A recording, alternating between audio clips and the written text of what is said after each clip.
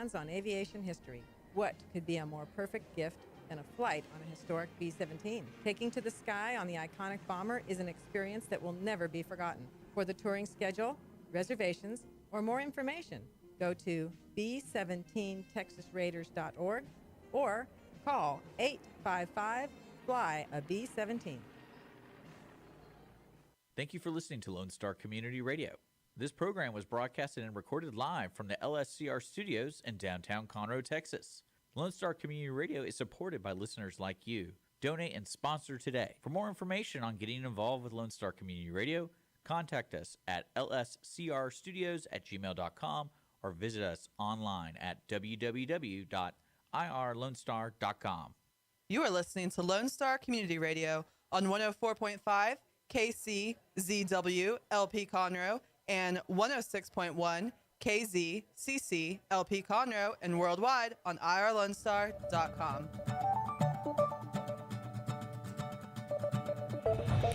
Well, good morning and welcome to the Weekly Business Hour. This is Rick Schissler. I'm the host of the Weekly Business Hour, as well as being a Silver Fox advisor and the founder of OneBestConsult.com.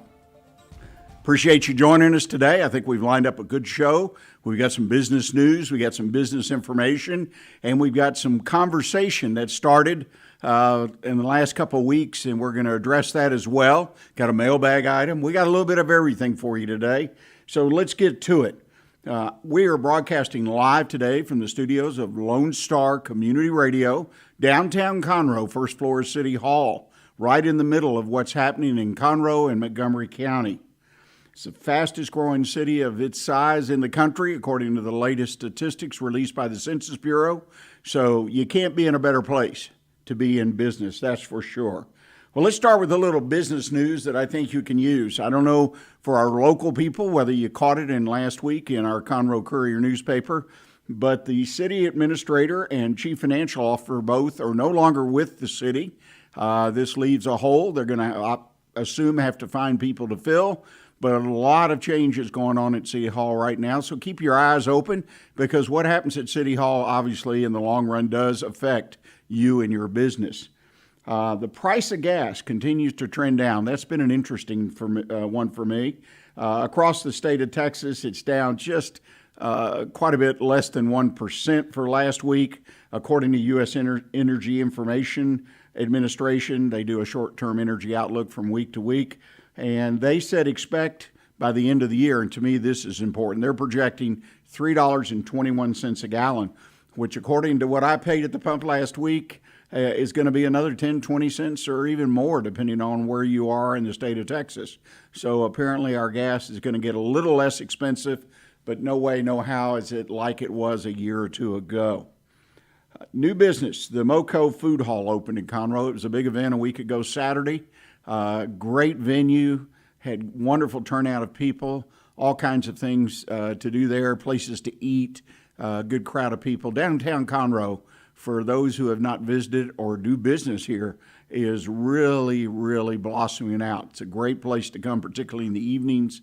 Lots of places to eat, lots of places to drink, if that's something you're looking to do. But a lot of wonderful people actually out on the streets going from place to place. Neat place to come. If you haven't been downtown, then I encourage you, come down and check on the businesses in downtown Conroe.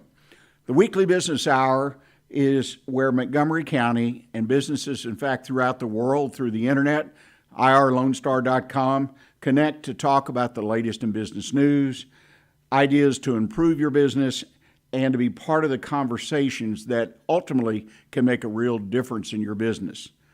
Reminder, the show is being broadcast live on video as well. Just go to YouTube or Facebook, type in the Weekly Business Hour, look at the page, click on it, and you can watch as well as listen to the program if you so choose.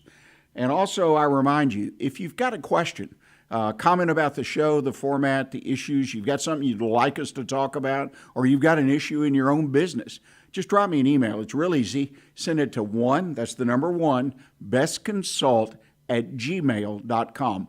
onebestconsult@gmail.com.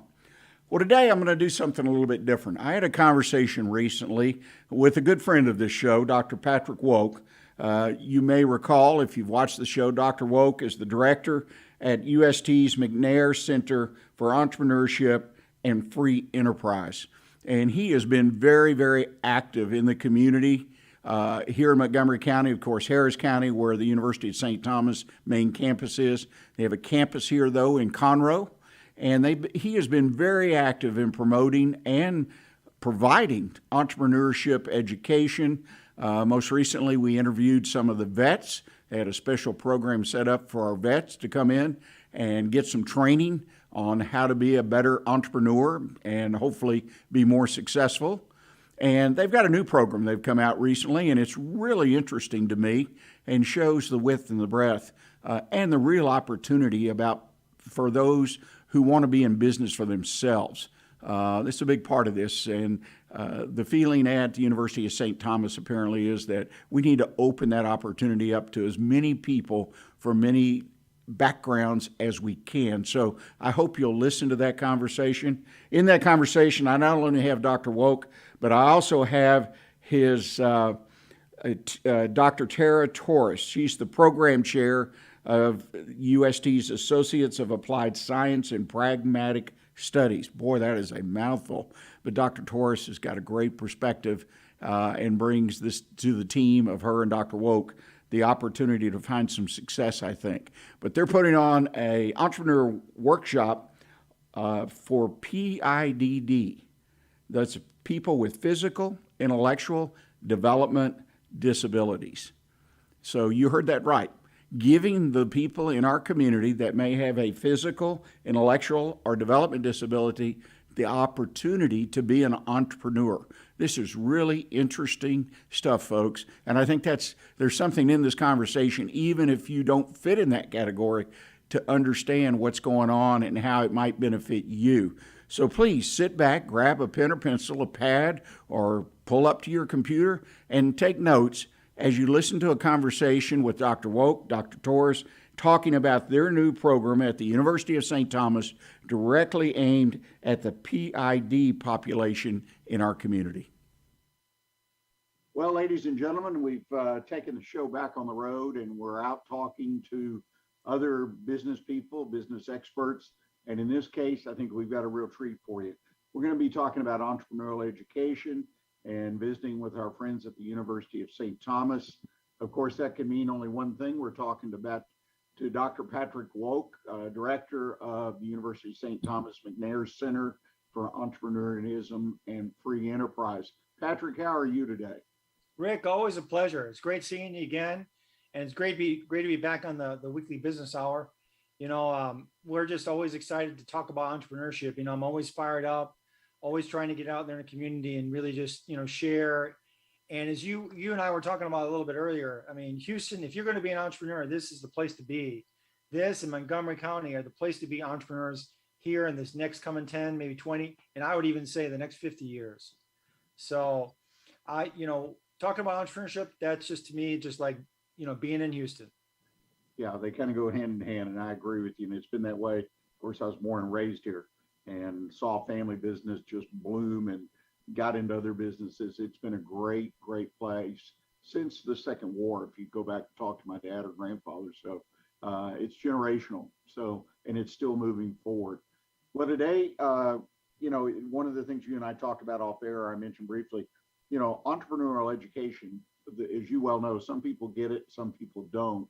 To be an entrepreneur, I just got to get a good idea and make a little checklist maybe, and on the back of a napkin at the coffee shop, and I can go get business. But I'm amazed. I mean, schools like the Wharton School of Business at University of Penn, MIT, of course, we got U of H, who typically is up there at number 1 or 2 in evaluations of doing a great program. Entrepreneurial education is just really, really blowing up. It's everywhere in many different forms. What do you attribute that to? I mean, this educational component has really come front and center. Well, I think a few things, and I'll probably get some dissenters on this, but I think it's a few things out there. First of all, I think in some ways, Rick, we reached a wall, a short-term wall, and where do we go from here in regard to our business, in regard to our our ventures out there. I look back at the 2000s, early 2000s, it was all about outsourcing.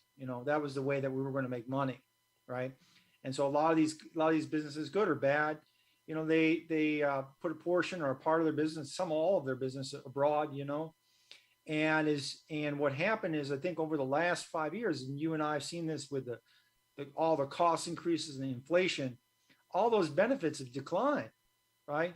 And so now I think a lot of people are looking at how can we bring business back to the United States, where a lot of us who never left, or a lot of us who are here, investing already, we're excited. We're excited that big businesses and some of those operations are moving back, and it just fueled to the fire of the entrepreneurial spirit that we have here already. And so I think there's a couple, that's a larger trend going on. And I think also, Rick, after post-COVID, we had a lot of people, this resignation, you've heard this resignation generation, right? I think a lot of people, they resigned. They said, I can do it better. I can make it better. I can have a better life. And I said, yeah, go out and do it. And we're here for, for our students and for people in the community, our alumni, we are here for them.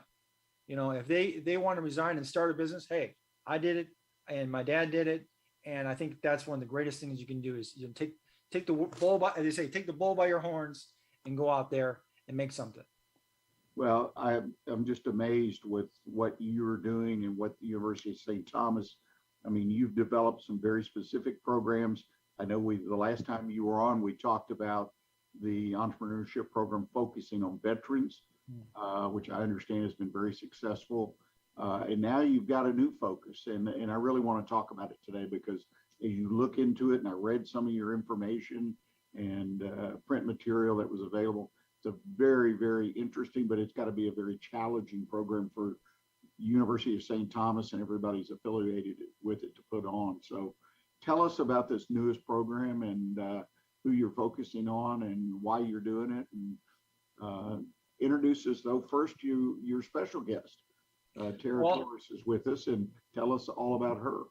Well, I was very blessed. Now, we're at the St. Thomas. We have a very focus on community and serving the underserved communities and helping everyone equally, right?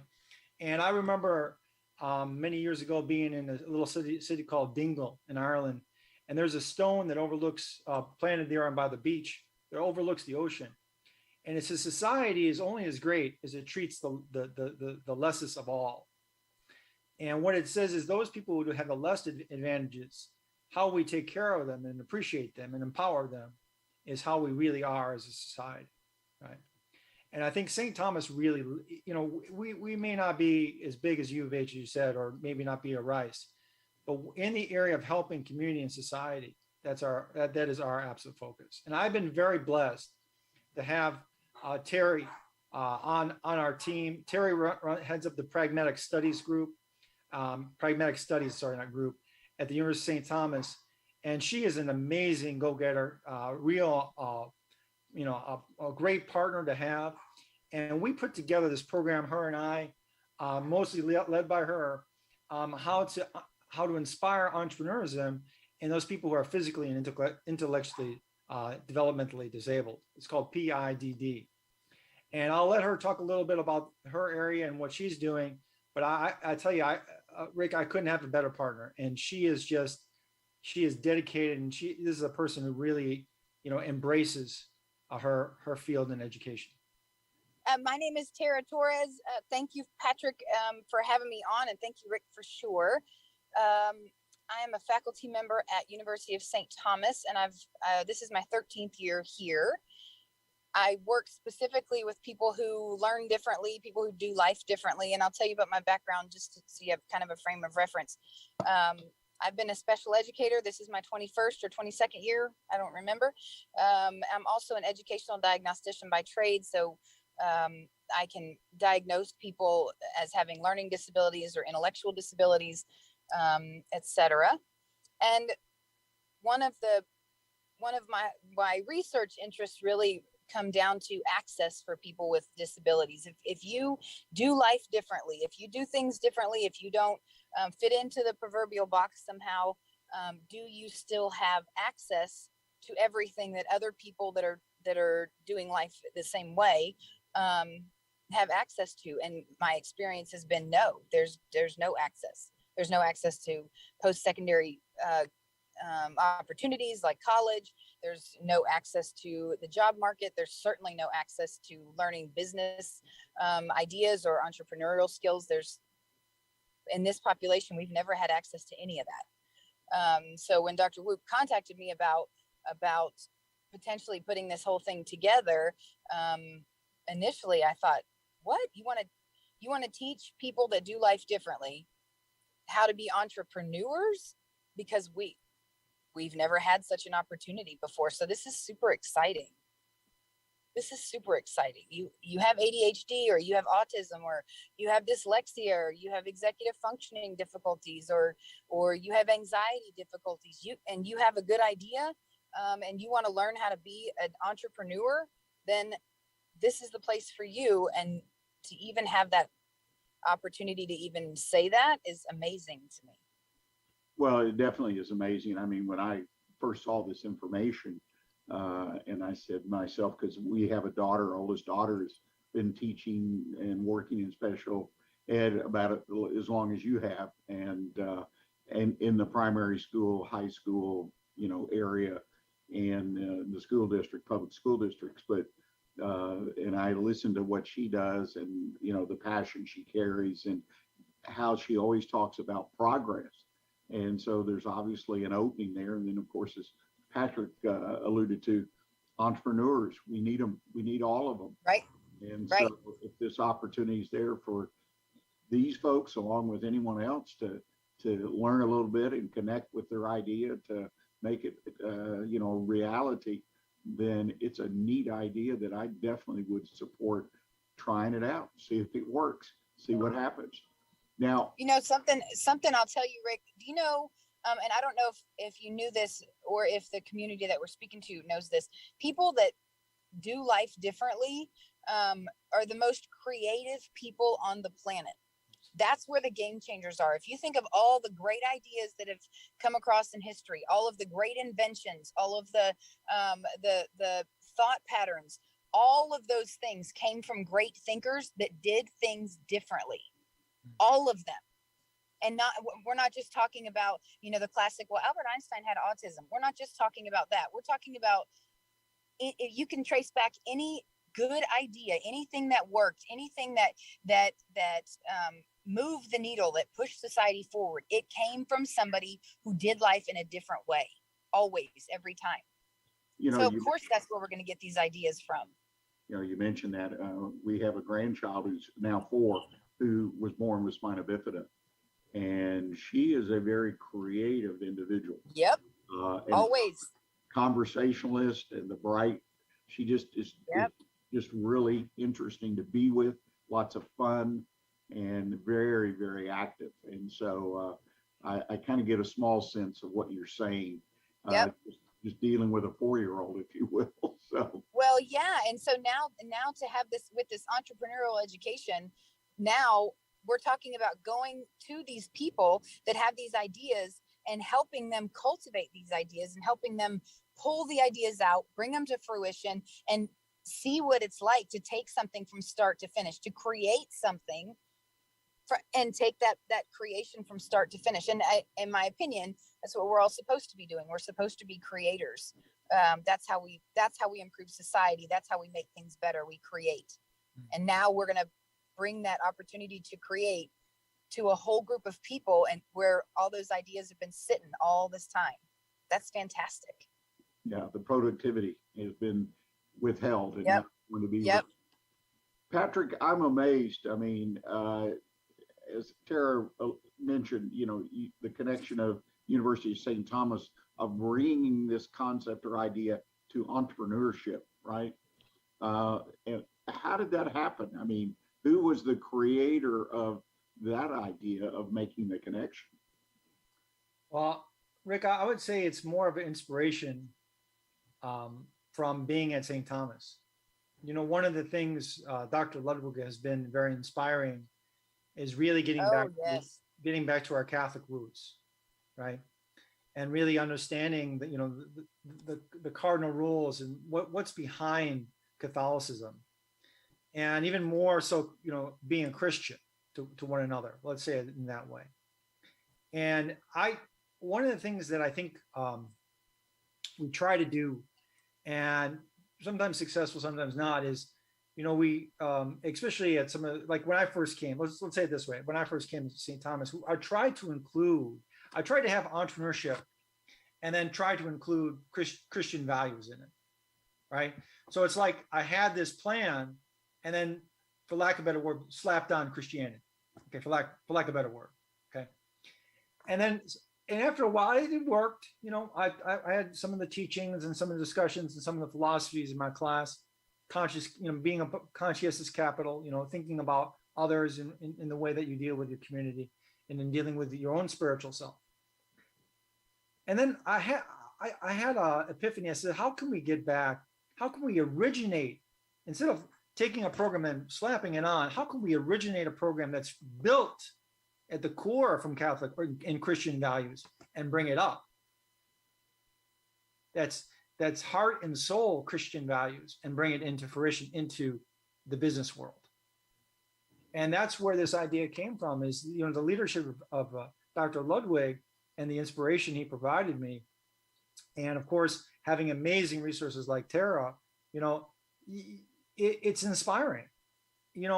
I think if I didn't have Dr. Ludwig to lead us, and if I didn't have Tera there to help me understand, this would never happen.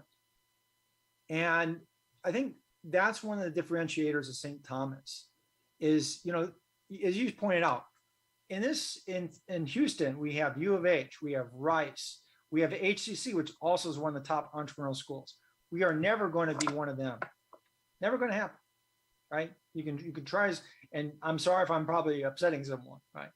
But it's never going to happen. But if we can focus on what it is to be a Christian, what it is to be a Catholic, and bring up programs from those things, and that will not only differentiate ourselves, but as you said, Rick, find a different, unique market that's not being served, and bring them up, empower them, right? And I think that's the beauty of this program, is it empowers a group of people, and empowers, and it does something that only St. Thomas, and maybe a few other schools out there, but primarily St. Thomas is good at, is these values. And so everything we do in the program, everything the program's built, is from those values, right? And so that's where it came from. And I think it's a beautiful thing. And as I said, I could not do it without Tera's support. She's just phenomenal.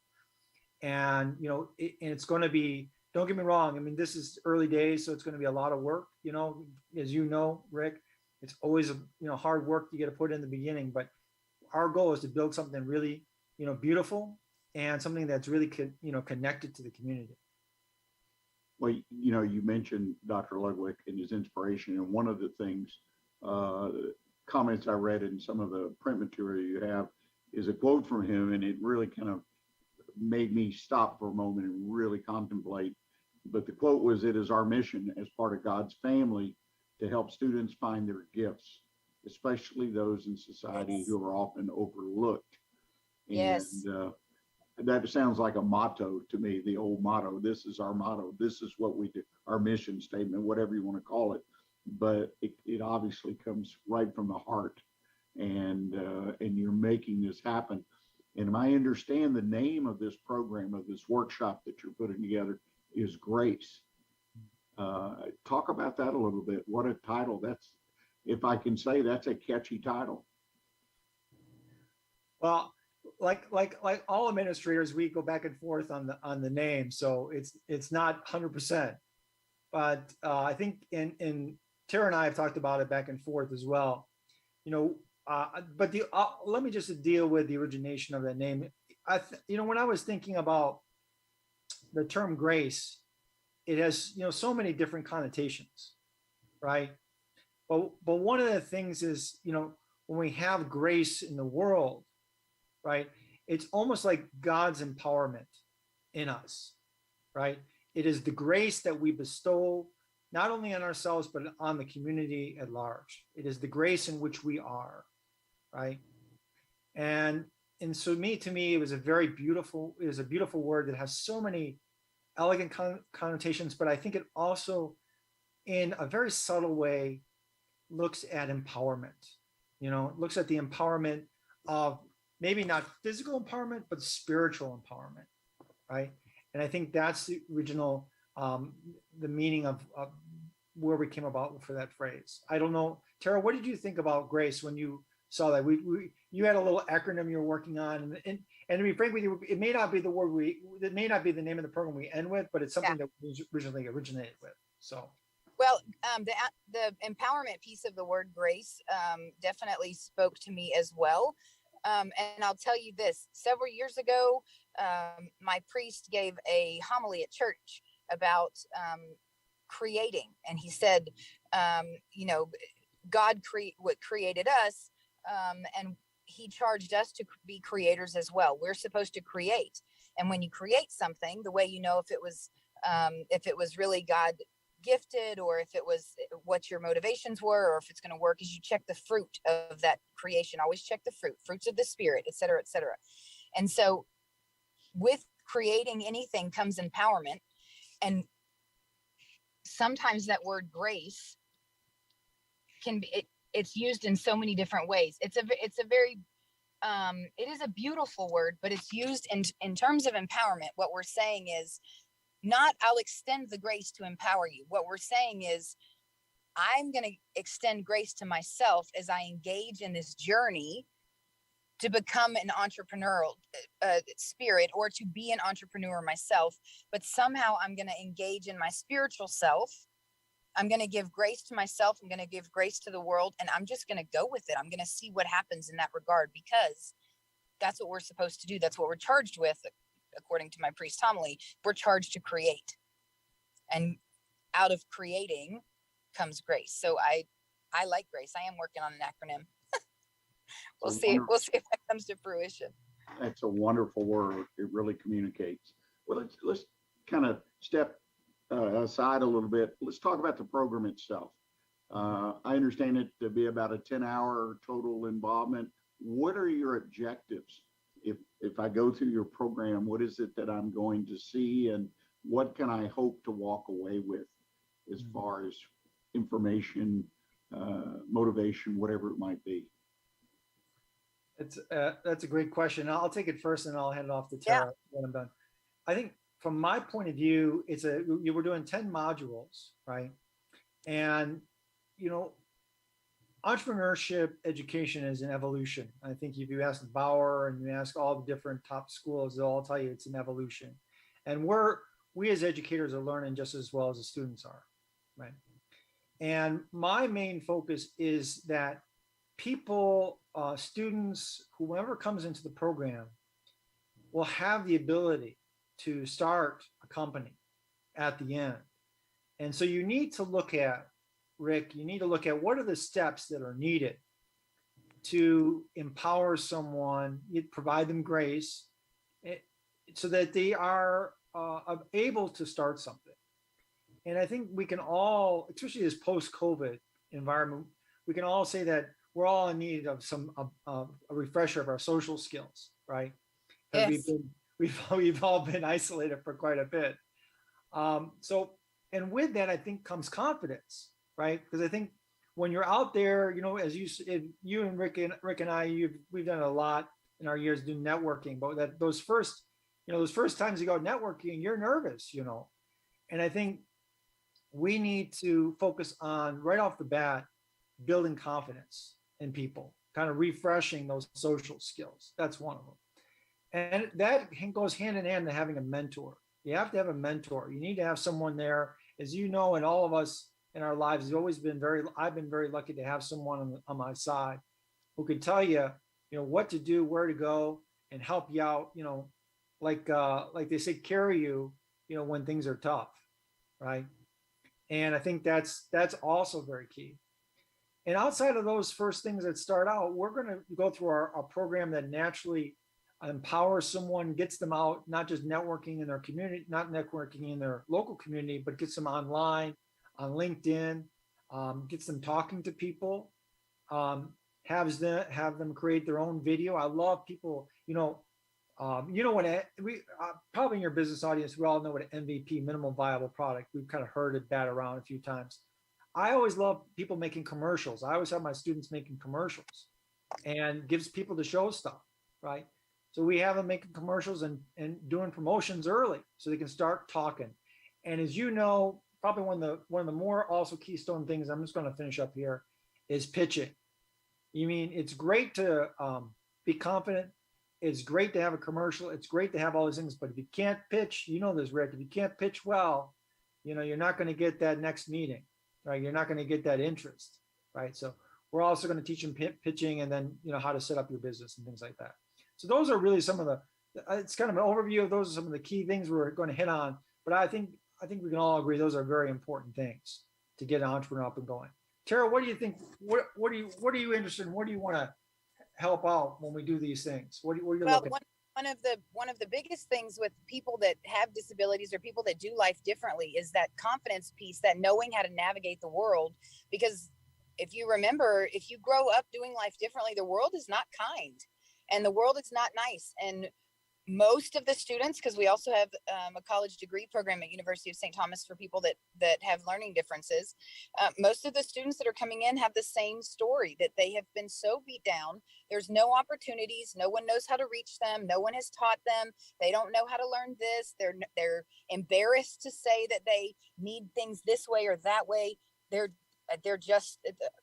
so beat down. Their self-confidence is so beat down. So in this particular program, we are going to be teaching confidence and how to pitch and how to do those things. But the bigger issue is getting people to understand that if you do life differently, that doesn't mean there's something wrong with you. There's something wrong with the rest of the world. You're the one with all the ideas. You're the one with all the creativity. You're the one that thinks correctly. The rest of the world just hasn't figured it out yet. And so how can we pull those ideas out of you that you have?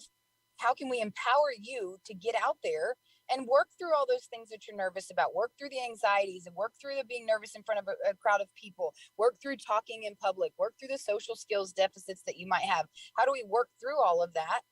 Because you matter. There's nothing wrong with you. There's something wrong with the rest of the world. And teaching that in this world where some people do life differently, teaching them that they're the ones that matter.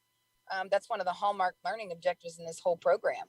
Because if you don't even know where you fit, if you think you don't fit, then you're going to think your ideas don't matter. You're not going to know how to create. You're not going to know how to take something from start to finish. So you got to be empowered to figure out, number one, I matter. I have value because I exist. And that's the overarching learning objective from my point of view in this whole thing. They'll learn how to run the financial piece. They'll learn how to do business stuff. They'll learn how to make commercials. They'll learn how to take an idea and tweak it out and check competition. They'll learn all of that, but they're also going to learn about themselves. And for me, that value piece is the most important one. Well, it sounds like you folks have your work cut out for you. I'm very excited to hear the summation of it as you evaluate it. Patrick, if someone is interested and has someone or themselves that would qualify, where do they go to get more information and perhaps sign up for the program, make application? That's a great question. We're gonna start posting up our Eventbrite. The first round, the first cohort is going to be a pilot, so we're only going to accept a very limited amount of people. And what I'm going to do is when we have the cohort Eventbrite up, I'm going to send it over to you, Rick, so you can put it along with this video. Okay. So I don't have the link right now in front of me. And if I mention the link, it'd be very long, XYZ, type of thing. So I'll make sure that's over to you so we can post it along with this video. The other thing too is if you want to contact me directly or contact Tera directly, I'll also send those emails along to you, and please do post that as well. But if you're at a hankering, you really want to reach us right now, I'm on LinkedIn. Patrick Woock, W-O-O-C-K, and Tera Torres. You can reach either one of us. We're on LinkedIn. We're out, in social media. Feel free to reach us. If you do see this video or hear us on the radio, reach out to Rick, and I'm sure Rick can hand along our contact information, Rick, if you don't mind. Absolutely. And we'd love to hear from you. Even if you just want to learn about the program, even if you want to support the program, we're here for this. This is a great, powerful endeavor that really will empower a lot of amazing people. Well, congratulations to both of you. We really, Thank here you. in the business community, I can tell you, I don't speak for everyone, obviously, but in general, that this is a wonderful idea. And again, I'm truly excited to hear about the summation, what you did with the program. And perhaps Patrick will even have you guys, both of you or you, come back and kind of give us your thoughts. And at a later time, we can publish it and put it in one of the shows. So again, thank you for taking time today. Well, ladies and gentlemen, I hope you enjoyed that conversation with Dr. Patrick Woock and Dr. Tera Torres.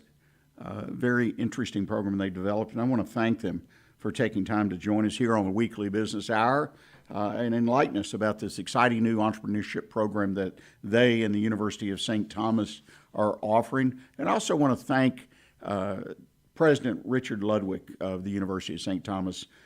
He apparently supports in a big way this type of education to reach out and be inclusive, and in this case, open programs for budding entrepreneurs from all walks of life. I want to remind you that this program will be available on podcast later in the week, on Wednesday of this week, so you can go to many sources. You can go to our website at onebestconsult.com. That's onebestconsult.com, and you can re-listen.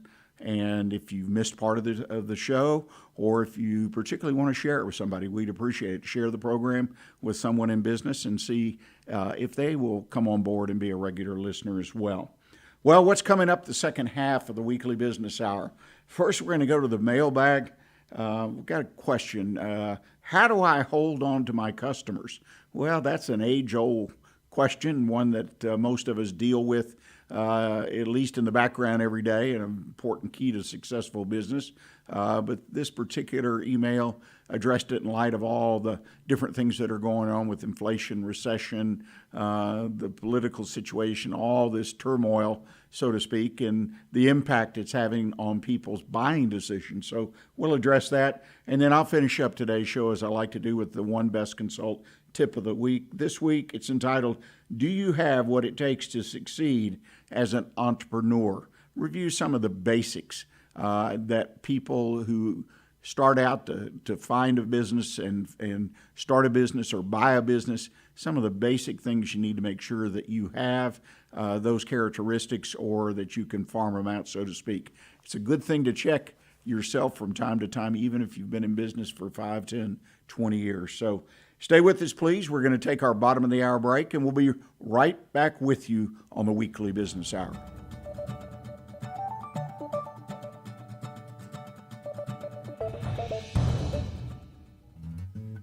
Lone Star Community Radio is looking for those who are interested in hosting their own talk show, with monthly and weekly slots available in Conroe's FM 104.5, 106.1, and on irlonestar.com.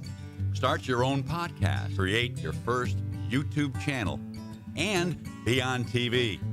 Contact Lone Star Community Radio online at irlonestar.com or call the station message line at 936-647-3776 to take your first step into the radio world.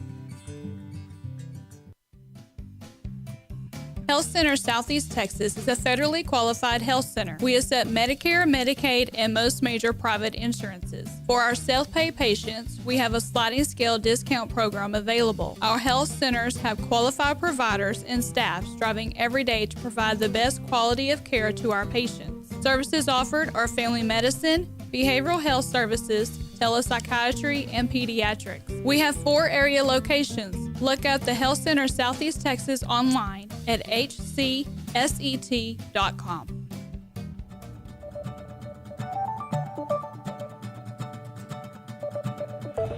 Well, you're listening to the Weekly Business Hour. I'm Rick Schissler. I am favored enough to be your host. I'm also a Silver Fox advisor and the founder of onebestconsult.com.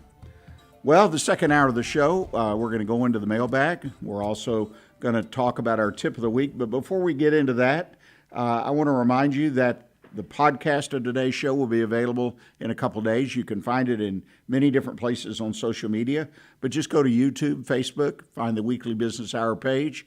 Easy place to find it. Click on it, and you'll find today's show posted along with a history going back a couple years of previous shows. So please use that resource if you want to relook or you want to share the program with a friend or a fellow business person. Also, I want to remind you that you as a business, particularly here in Conroe, Montgomery County, it's a good idea to consider sponsoring the Weekly Business Hour. It's real simple. Have a lot of impact here in the local market.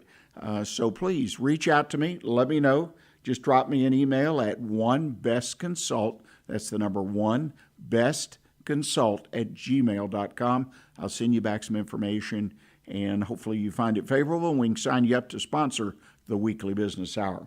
Well, let's go to the mailbag. We've got a little bit of time left today, and I want to get into this. Some of this will be a rehash for most of you, because particularly if you're successful in your business, because you've been doing these kind of things to maintain customers. But Scott M. From North Houston, in his business, the question he posed is, how do I hold on to my customers? And he goes on to point out in his email, and I'm going to paraphrase, lots of forces at work right now in the economy that normally either aren't there or they're not as strong as they are now. And it's causing his customers, he's observed, to slow down or stop their buying. And he's concerned, and he says, what can I do to get that buying back up? What can I do to keep these people in the fold? And there's several things, Scott, that you can do. Again, most of these you should be doing, if not all of them anyway, regardless of what the current economic conditions are. And the first and foremost, and this is a daily exercise, but it's one that I find business owners don't really pay enough attention to. They themselves may do it, but it's an exercise that requires everyone involved with your business, your employees, your vendors, everyone involved with your business needs to do the following. They need to maintain, improve, and nurture all the relationships related to your business. Now, first and foremost, right, customers. Do what you can to build those relationships, and there's just lots and lots of ideas out there. This is not rocket science, because there's been so much spoken, written about this, but the focus of the day, every day, is maintain, improve, and build relationships with customers, with vendors, with everybody you do business with, everyone you know in business, your CPA. Everybody needs to feel like you're a number one business. And if they do, they're going to do business with you. And hopefully, and what we're trying to do is maximize the amount of business that they do with you. A second and more direct thing that you may not be doing is diversify your offerings. In other words, look at what your business is providing, your services, your products, and see if there's a related product or service, something you can add on or even separate that you can put in your product service mix that would add some additional sales, that your current workforce can understand, that they can deal. If there's some training involved, then that can be executed fairly quickly. But take a look and see if there's an area in your market that you could provide a product or service and therefore increase your sales. Third thing, it's all about marketing. I heard a story the other day.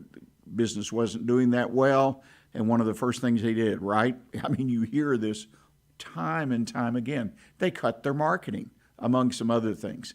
But people immediately run and cut their marketing and cut their advertising.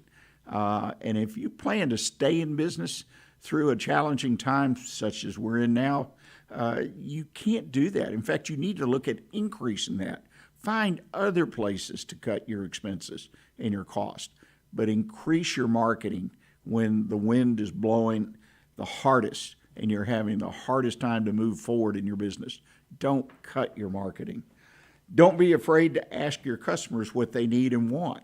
This is talking to customers, and it is a hard thing to do. I personally experienced it in business, to talk to them. That could be a survey, it could be a letter, an email, asking them to tell you, what can we do? What do you need from us? Can we do something differently? I mean, you experience that every day yourself. You go on Amazon, they're always asking for feedback. You need to make sure that you're getting some feedback. It's not all about your gut. Look for feedback, very important. And finally, as always, the devil's in the details. Be sure you tend to the details.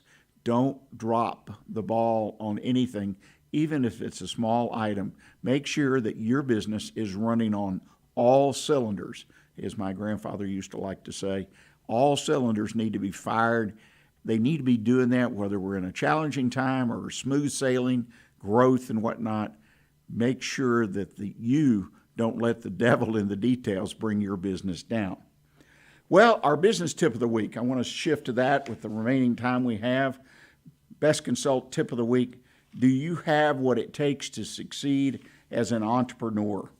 One of the things that, if you know me, perhaps have worked with me directly or have listened to our show, I feel is extremely important that when you select a business to get involved in, when you have an idea that you want to develop, that you sort of check on yourself first and make sure that you, yourself, your family, those will be directly impacted by your decision to move forward with your business idea, that you have the characteristics it takes, the skill set it takes to truly be successful, to have that opportunity to be successful.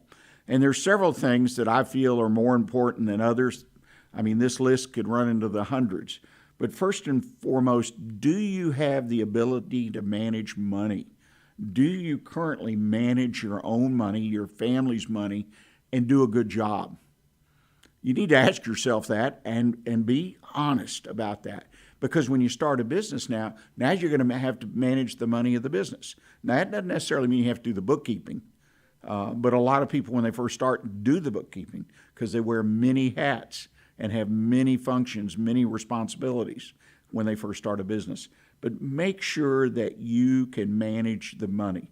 And the first test is, are you managing your own money, the money of your own family? Are you doing a good job? Do you know how to do it?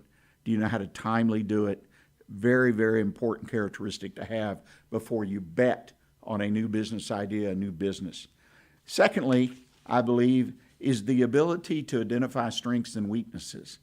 Strengths and weaknesses in yourself, but most importantly, as you start a business, you will at some point engage others to help you, either as a contract employee or as an employee. You'll be selecting vendors, and you really want to be able to read people and determine what their strengths and weaknesses are.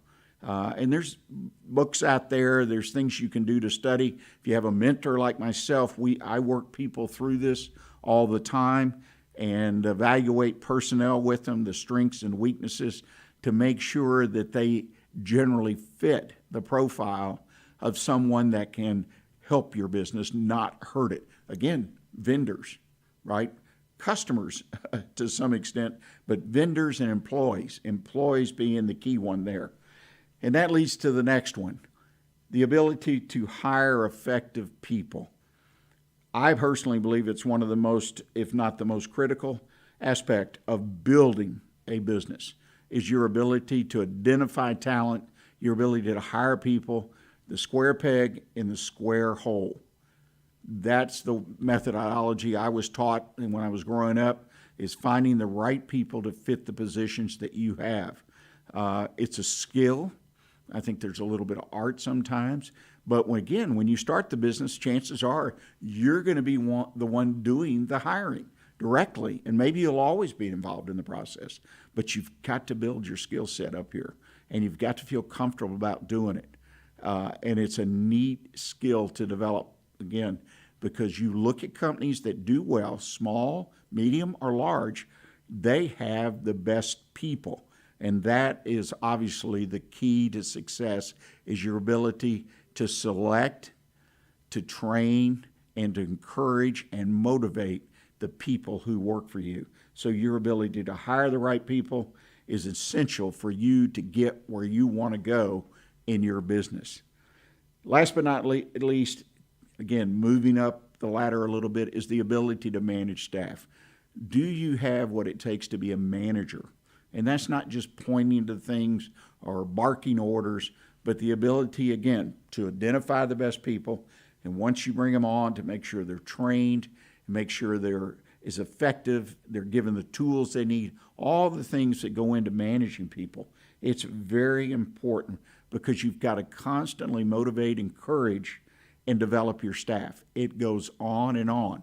Eventually, it may just be a senior team of people as your business has grown big and you have people below you that supervise and manage, but you've got to feel comfortable, is my point, in managing your people. So it's an important thing to do. Again, there's lots of opportunity out there to get educated, to get experience, to work with a mentor like myself or others that help you become the manager you need to be. But first and foremost, I think you have to feel comfortable in managing people, because some people like to be in business just for themselves, or maybe one or two employees. They're comfortable. That's great. We need those kind of businesses typically. But the idea, if you want to grow it and you want to have more people, then you got to feel good about managing. So don't forget, identify strengths and weaknesses, learn how to hire the most effective people you can for your business, and then have the ability to manage those people. Very critical. And you start off, to me, right at the very beginning, is can you manage money effectively? Do you do that? Do you have that characteristic? Well, ladies and gentlemen, I appreciate you taking time to join us today. That brings us to the end of today's show. I also, again, want to thank Dr. Patrick Woock and Dr. Tera Torres for sharing their exciting new entrepreneurship program. Keep an eye on the University of St. Thomas and the things that Dr. Woock is doing there. A lot of great opportunities for entrepreneurs and wannabe entrepreneurs to find education through workshops, through programs, through classes. The University of St. Thomas got a great, great institution there. Please put a note on your calendar to join us next Monday right here at 11 a.m. We'll be back with a new show. And again, look for a video podcast of today's show on the Weekly Business Hour page at irlonestar.com. That's the radio station we're coming to you from, Lone Star Community Radio. Go to irlonestar.com, click on the the shows. You'll find the Weekly Business Hour, and you can listen to a recording of the show. And as I always try to encourage people, until next week, stay engaged and always keep your focus on what's important for your business. Thanks.